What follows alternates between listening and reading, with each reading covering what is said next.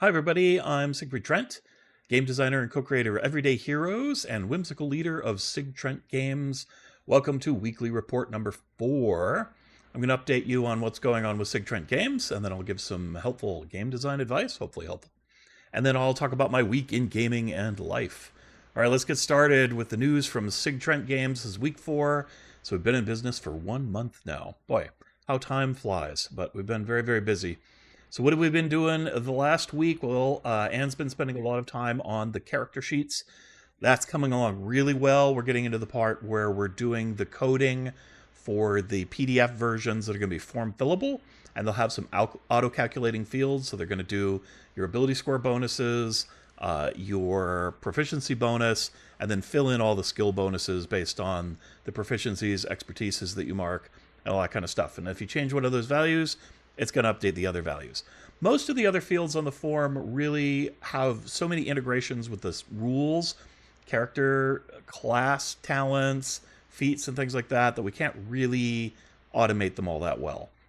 So that would be something you need a web-based form for. But we're going to try to make it so the kind of tedious filling part where you just know what all these numbers are, but you got to calculate them and write them all down, that'll get done for you pretty quick. So that's going to speed up character building when you're using that PDF version. There's also a printable version, and that's kind of all put together now, and those will be ones that you print out and fill out by hand, or I guess you could use Adobe's kind of thing where you put text on it wherever you want to, but I recommend the form fillable one because it's just going to look nicer as a finished character sheet. And trying to put form fillable stuff on something that has grade lines doesn't usually work out all that well. Anyway, so are we going to get done next week? Maybe. We'll see. They're going to need to be tested out a little bit. And as soon as they're ready to go, and I'm confident that they're working really good, we'll package up those files, and they'll be available on our store and on DriveThruRPG and maybe on Amazon. We'll see about that. So I'm excited about that. I put the license together. Now, the licensing for these character sheets, so we're selling these character sheets rather than kind of giving them away for free. You know, we don't have a main core game to give away character sheets with, right, and to promote the game. So this is a project, both because I wanted some new character sheets and to fundraise for our next project, which I'm going to talk about shortly.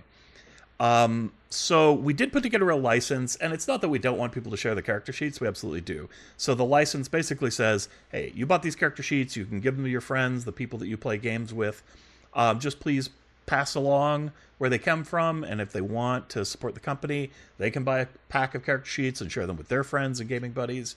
So they're meant to be shared, but we don't want people to post them like on a public platform for everybody to download for free, because that would kind of circumvent the point of them being a fundraiser to help get money together to pay artists to make new cool game stuff. So that's the plan. So kind of a generous license, but we put it in there to kind of tell people, hey, this is our intent.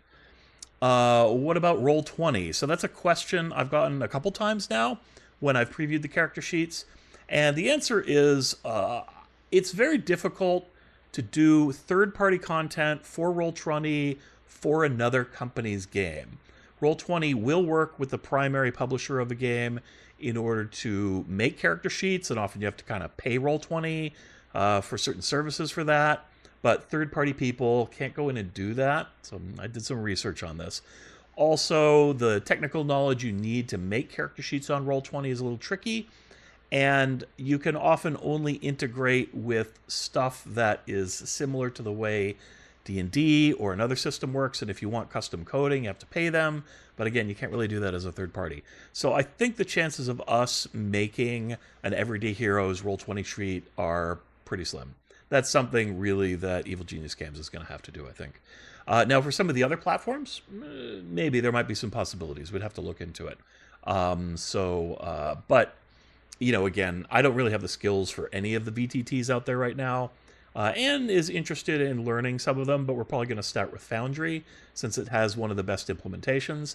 And that way what we can do is we could implement our books into Foundry. We might be able to do our books into Roll20, but it's going to be hard for us to integrate with the core system in there. So I don't think we'll be getting into that. But who knows? Maybe sometime in the future. All right, what else have we got going on? I finished my art contracts. So it was really important for me to come up with an art and text contract that would allow the creative person to retain ownership of their work.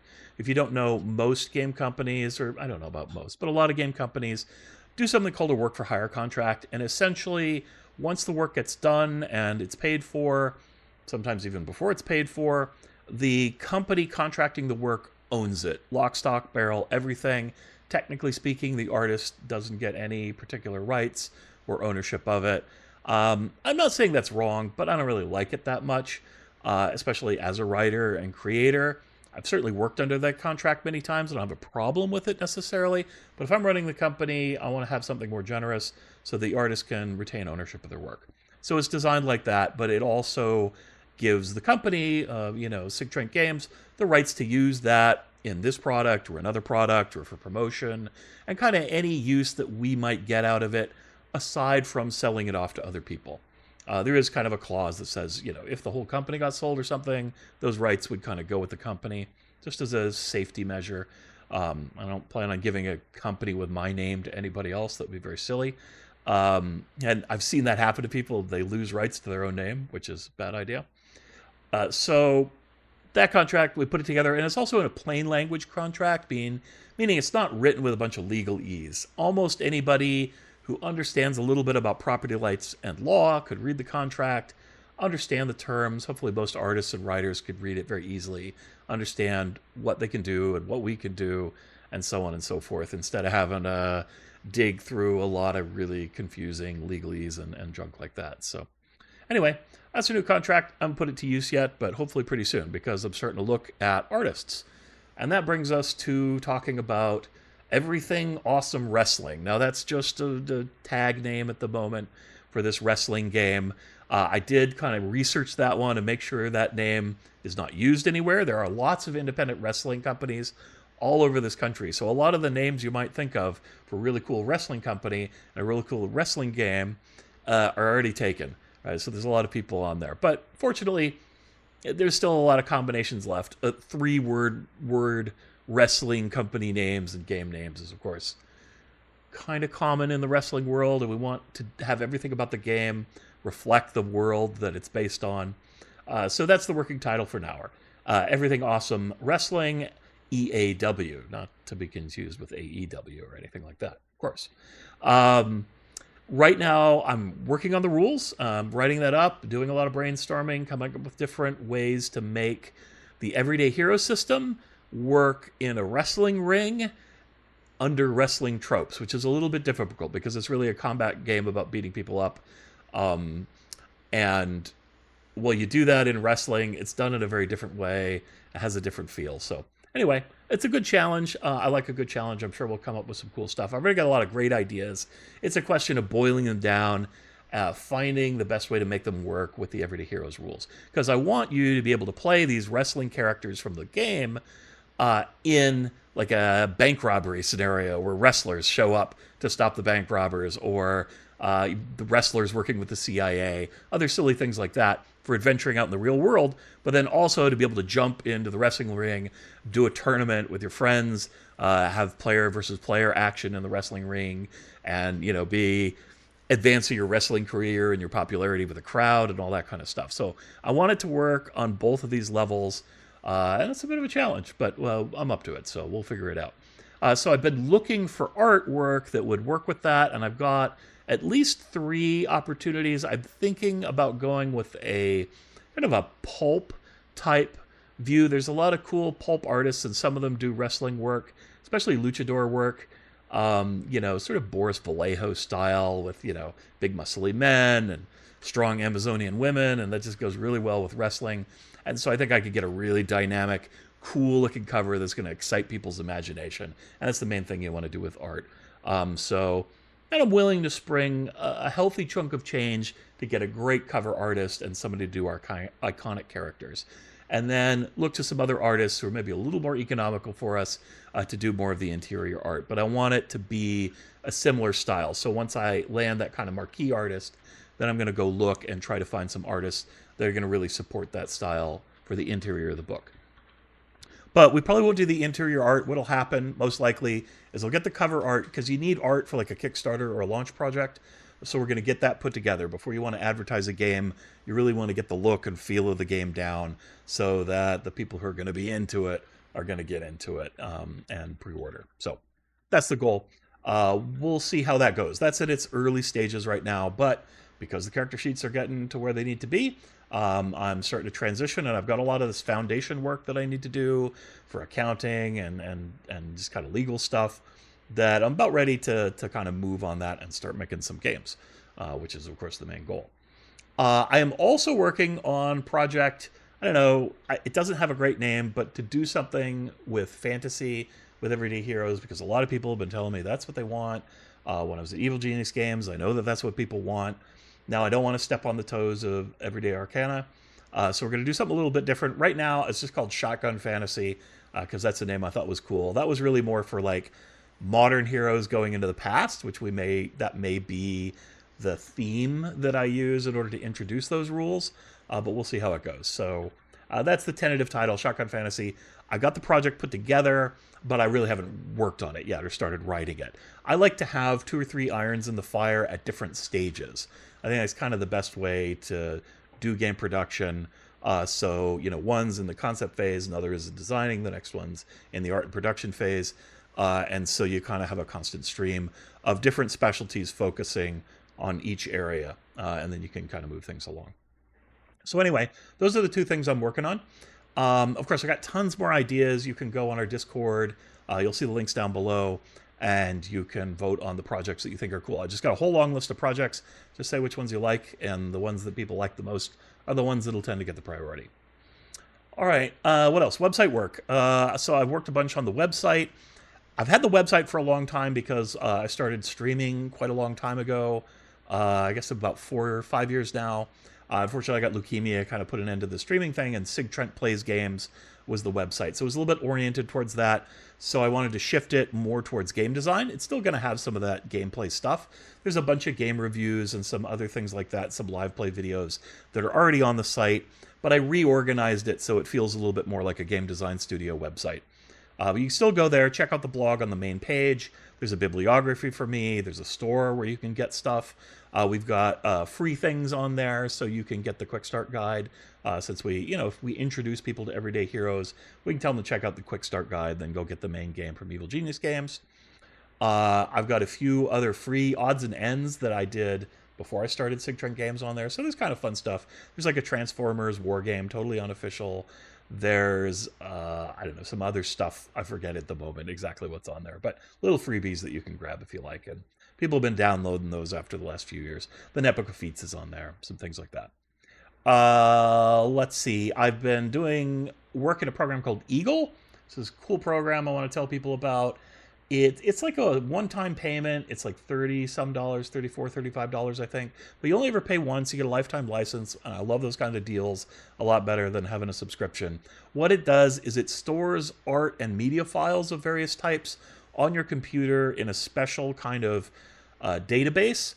And so once you put all the art in there, you can tag the art, organize the art, file the art, search for art by color, search for art by tag, search for art by image matching, all kinds of things. So if you have a big media library, it lets you search through that media library very quickly and preview, dozens, hundreds of images really fast, so that if you're looking for something, you can find it really quick. I have tons of old photographs. I got tons of old game maps, all kinds of stuff that I've worked on over the years. So being able to sift through that, and I'm anticipating, paying for art, buying art as a game company, and needing to get quick access to that and have it really well organized. Plus my old photo collection from my traveling. I've got, tens of thousands of photos, right? So just a great way to get all that stuff organized off my computer directories and in a format where it's really easy to work with. So I do highly recommend that program. It's been awesome so far, and you can make backups with it. You can also, if you like YouTube videos, you can link the videos into the system. You can play them and preview them from within the system, even though they're linked out to YouTube. So you don't have to store them locally, but then you can organize and tag and find and search, and it's a great piece of software. I love it. What else is going on? I want to give a shout out to Dreamslayer Studios. These are great guys. They do awesome live play videos that are just incredibly creative, and I don't want to say performed, but the players and the GM are really good at speaking, good at describing what their characters are all about, and just telling a really gripping story. So those things are awesome. They've got a bunch of different ones in Everyday Heroes and in other games. Really cool. Highly recommended. My favorite live plays. Also, they just put out a new Everyday Heroes book, and it is an awesome book. It's called Requiem. It's a horror-themed Everyday Heroes RPG. It's got, I think, I forget how many classes, 16 plus classes. There's a whole bunch. It's got a lot of character options for horror-themed characters. And these, if you want to play your Buffy the Vampire Slayer or your, heaven versus hell kind of urban fantasy stuff, it's got all that in there, and it's got an incredible selection of, rogues gallery monsters and creeps and bad guys. Really cool book. Totally check it out. Highly recommended. I got my name in there just because I helped them out over the years, with rules questions and just checking some stuff out and offering some ideas. But I didn't have a hand in writing it. It's all written by those fine folks. So definitely give that a look. All right, I think that's pretty much everything going on with SigTrent Games. It was a lot. I mean, there was a lot of work on the character sheets, and I'm sure there's some other small things that I'm not talking about, but just because I forgot what I was working on. I work on a lot of different things all at once, because if I get a little stuck on something, I like to just jump tracks and go over to something else. Okay, so game design tip of the week. I'll try to keep this one sort of short, but we'll see how it goes. So the slogan here is understandable odds and informed choices. So what does that mean? Let's focus on understandable odds. So there's a lot of different dice and game systems, and when you're playing a game like Everyday Heroes or a more strategic game, anything that has tactical and strategic elements, right? Game mechanic elements. What you're doing is making meaningful choices. That's kind of what gameplay is about. You have a set of factors, you have a set of choices, and you make a choice that is going to further whatever your goal is. And that could be like winning a combat, but it could also be creating a cool role-playing moment or just about anything you can imagine in a role-playing game, right? But they're informed choices.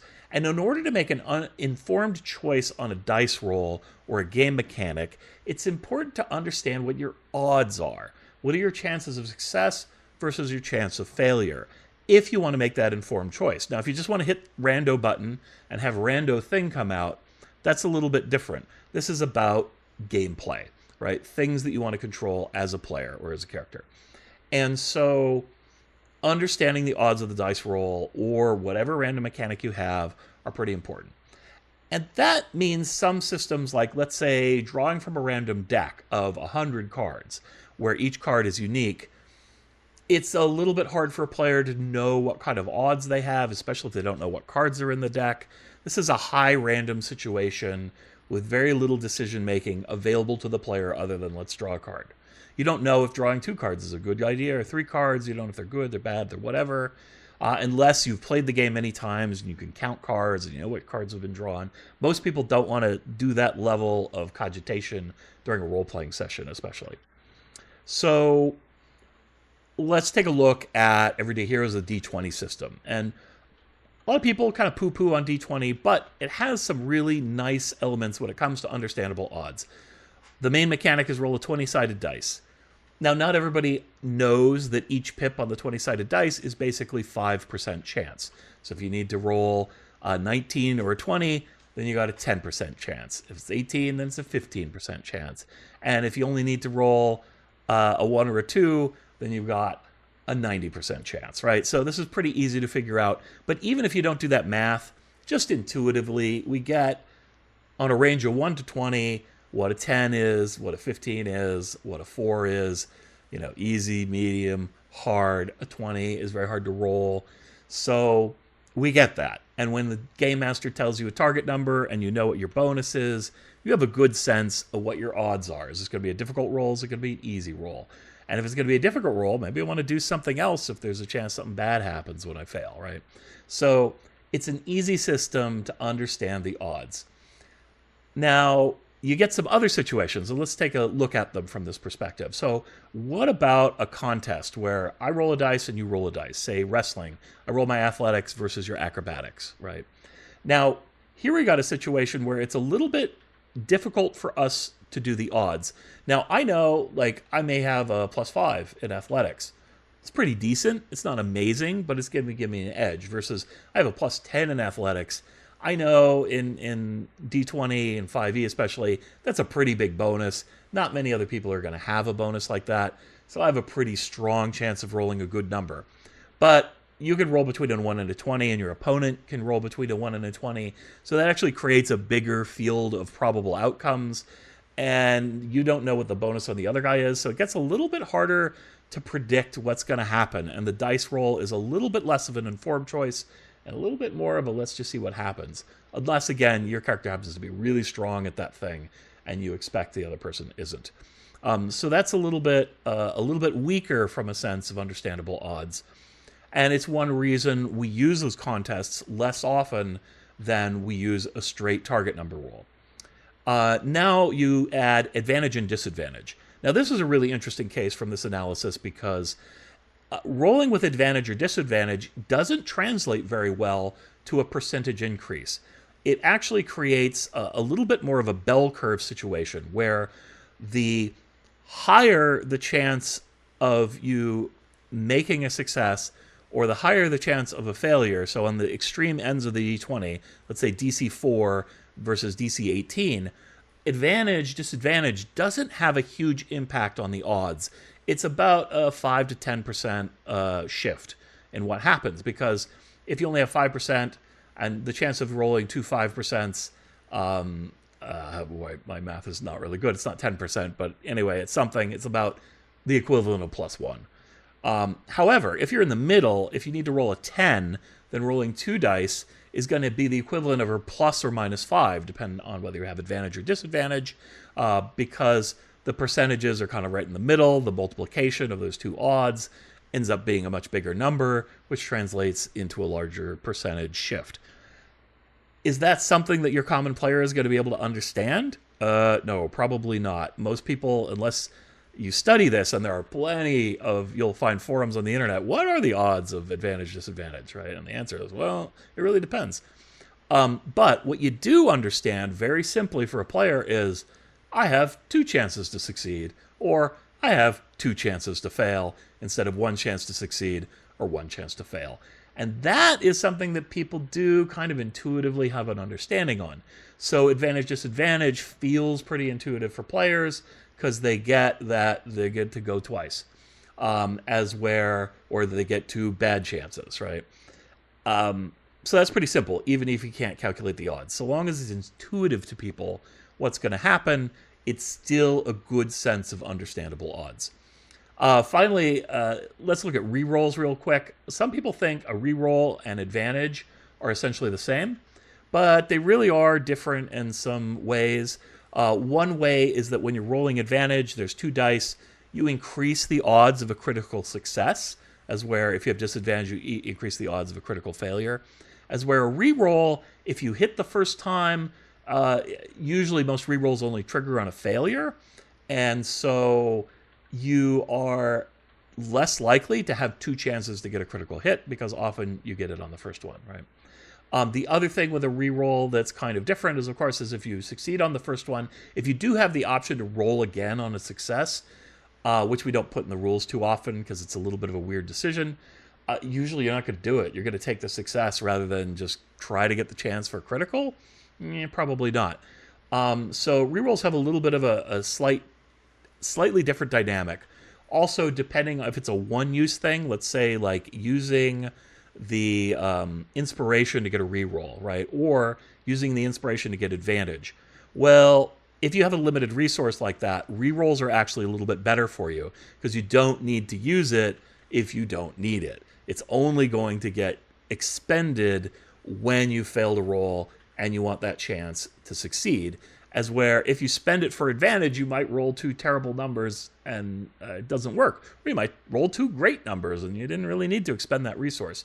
So when you have an expendable resource, sometimes rerolls are better for players because they have a sense of agency and the ability to look at the odds and I need to use it now. As opposed to the advantage, they're like, I don't know, is it useful now? Is it not?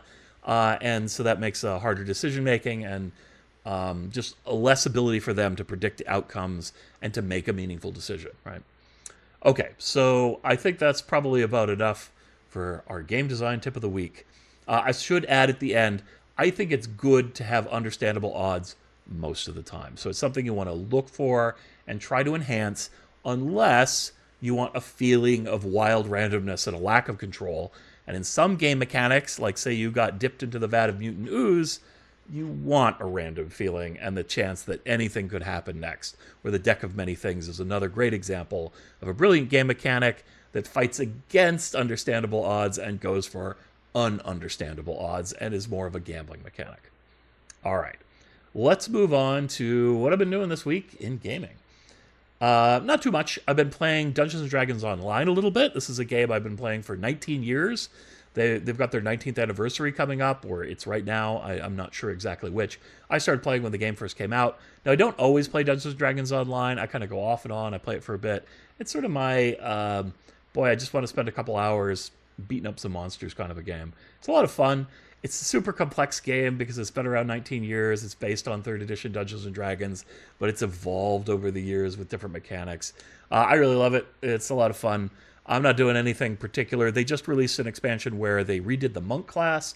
Used to be you had to like do different combinations of special attack moves for monks to get these combo effects, but it's really hard for new players to learn, so they just kind of simplified that. And now you just like, hey, you want to do what used to be the light, dark, light combo, just press one button and you do the combo, and you can move on from there. And while some hardcore players don't like that so much, for me, kind of casual player, I appreciate that. I think it's a little bit better.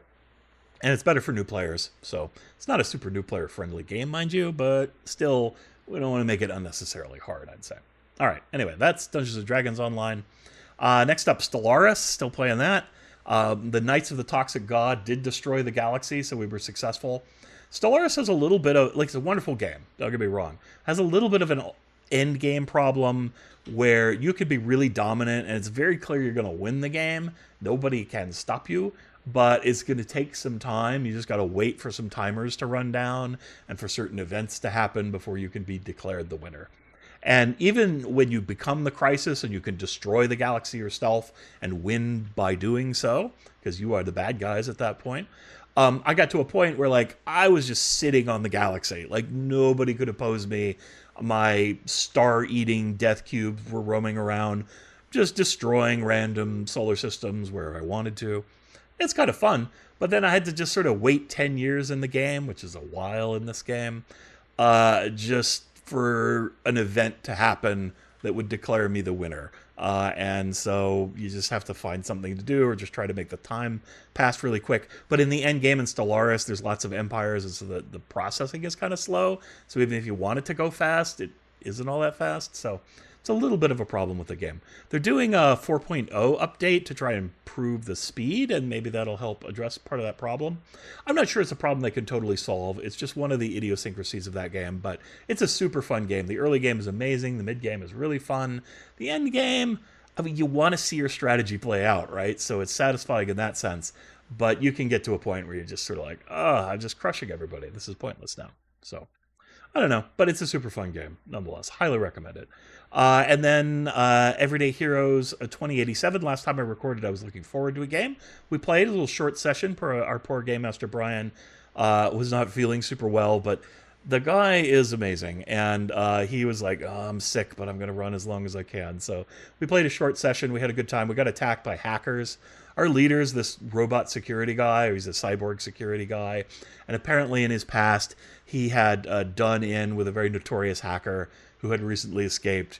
And the hacker sent all their these robots, and they had these elaborate traps and all kinds of stuff, and lured us to a warehouse. It's one of those, we're walking to a trap. It's like, yes, of course, And so, indeed, there were many bombs, triggers, electrical traps, all kinds of things waiting for us. It was pretty fun. So we had a good bang-up, smash-up fight, called it a night, and I got a level, so I'm level 7 now, and we're going into maybe our last game on Sunday. We'll see how it goes. Keep saying it might be the last one, but we keep finding something else to do. But it's been a ton of fun, and hopefully with that group we're going to get together and play another campaign after, because it's just been great. Great Game Master, great players, just pinnacle Everyday Heroes experience for me, so I love it. Life in general. Well, I'm feeling pretty chipper today, but I gotta say, it's been a hard week. It was pretty tough. There was a lot of work to do. I worked very hard trying to get it all done. I am missing my Evil Genius Games cohorts. The team there are wonderful people. I love working with them every day. That camaraderie is really special and important to me. I don't have the money to pay people to be my coworkers right now, but in the future, hopefully that'll happen, and we'll get some people in. We can do some collaborative work, and there'll be that. Now, I love working with my wife. She's darling and great, but it is nice, I don't know, just to have that kind of coworker thing, that camaraderie. So, guys, I miss you. I hope you're all doing real well. They were out at Gamma, and I heard they had a good trade show, and so hoping for all the best for all of them. What else? Oh, yeah, I've been hating the national news. I'm not going to go into it more than that because I try to keep politics out of the game stuff. But it has not been fun. It has not made me very happy. So that's been kind of stressful. Job hunting, that always sucks. I don't like job hunting at all. I didn't have any interviews this week. I love to get interviews. I did get more rejection letters. So it goes. It's just hard to put yourself out there because I know I can do great work. I know I can help people out. Whatever it is that needs doing, but finding that opportunity because there's a lot of other people that also want to do some work and help people out and make some money. So it goes. It's one of the reasons I want to run my own business is because then I don't have to ask people for work. I could just do it, right? And I know that if I make cool games, pardon me, and cool products, people are going to want to buy them, and I can support myself that way. But it's going to take time to get to that point. That's about it. I got tons to do, so I am going to sign off. I hope everyone out there has a wonderful week, has a great time playing games. Be sure to check out Requiem, and keep an eye out for those character sheets because they're coming soon. Bye-bye.